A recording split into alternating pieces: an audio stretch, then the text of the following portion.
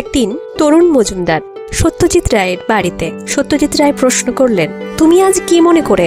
তার গলার আওয়াজ শুনে মনে হলো তিনি ব্যস্ত। তরুণ মজুমদার কথা না বাড়িয়ে বললেন, ফেলিনির একটা ছবি দিতে পারেন? সত্যজিৎ রায় চশমার ফাঁক দিয়ে সিলিং এর দিকে কিছুক্ষণ তাকিয়ে রইলেন। মনে হলো ইতালিয়ান ফিল্ম নির্দেশক ফেডেরিকো ফেলিনির কোনো ছবি তার কাছে আছে কিনা ভাবছেন। একটু মাথা চুলকে সত্যজিৎ রায় বললেন, তুমি আমাকে 7 দিন সময় দাও। এরপর আর কথা হয়নি। উঠে পড়লেন তরুণ মজুমদার।